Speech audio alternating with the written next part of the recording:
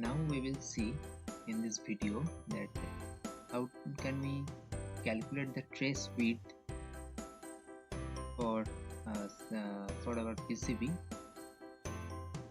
and what is the minimum requirement trace width for internal layers as well as the external layers. So here I have a PCB. I have designed a PCB where the PCB thickness I had considered 1.6, and the copper weight, the weight of the copper is 2 ounce, that is 2 OZ, is mentioned over here, right? So for the copper weight 2 OZ, that is 2 ounce, the thickness in mils, that is 2.8 mils. If I convert it from copper weight to copper thickness by using the relation between these two. Okay, so this is 2.8 mils. Now if you just search in the Google that the trace width calculator, then you will get 7pcb.com, www.7pcb.com. Once you click here, it will ask that how much current will flow through the track, okay, through the traces. So for my case, suppose the 10 amps current will flow. Now it will ask what is the copper thickness, what is the thickness of the copper. So from 2 ounce, the thickness in mils, it comes 2.8 mils. So I had put here as 2.8. From this drop down menu you can change the units also. For my case, as it is mils, so I am set the unit in mils. Okay, then it will ask temperature rise. Okay, how much temperature it will rise, and what is the ambient temperature. I had put the data as per my condition, and the conductor length is, you have to also check the length of the conductor, how you design the PCB, how much the traces are running. As per that you have to put the values over here, like conductor length, for my case it is 50 millimeter. Okay, now it will ask the peak voltage, that is 40 volt for my case, for that particular PCB. So if you put this input data, then it will automatically show you the results. These sections basically showing that the traces which are present in the internal layer, and for the external layer, that is outside, whatever you can see from the outside, those outside traces for this are the required values. Okay,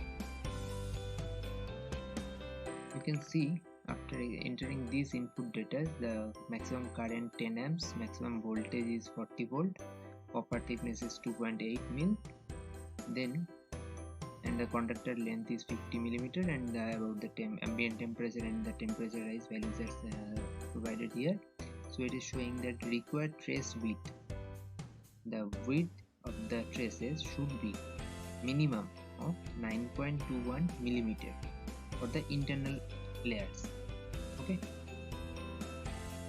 and whatever the voltage drop, losses, and the resistance per section area, it is already calculated. Now I will check. For my case it is single layer PCB. Okay, so I need to check these data. Okay, so the trace width should be for the external layer is 3.54 millimeter. This is minimum requirement with a good quality of copper. Okay, so you can calculate like this way, what is the minimum value of width required, and as per that you have to set the path for the traces along with the minimum, at least fulfilling the criteria of the minimum trace width. Okay. So now here you can see that this is the main output section. Okay, like this is the input and this U1 is the output. Okay, so for now if we consider this one, now you can see the width is 1.5 mm. Okay, so I have to do it as minimum 4 like this. Okay, so you can change the width of the particular trace in the EasyEDA software. Here in my case it is not fitted properly, so we have to change the position also.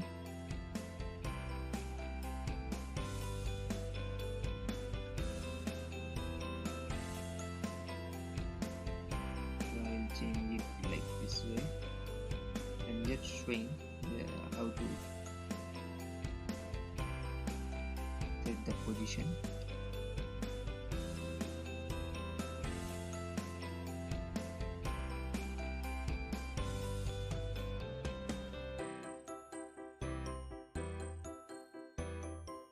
Okay, so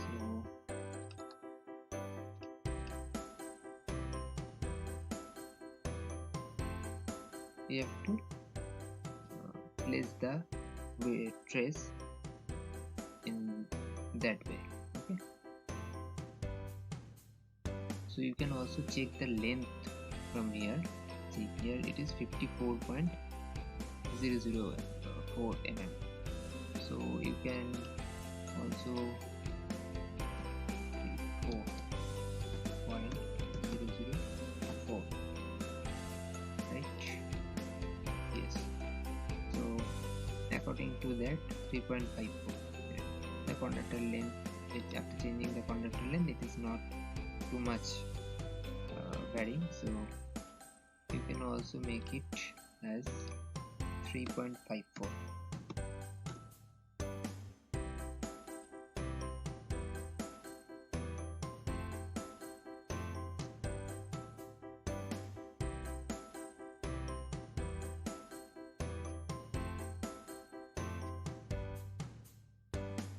So you have to that means you can calculate the required width of the trace as well as the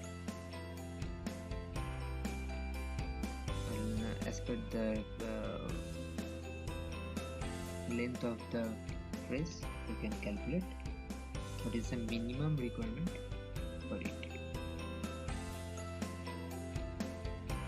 You will also able to see the required clearance between the tracks, that is, if I convert it in millimeter, that is 0.79 millimeter. Okay. So the clearance between these two tracks would be like this. I have to check what is the present value.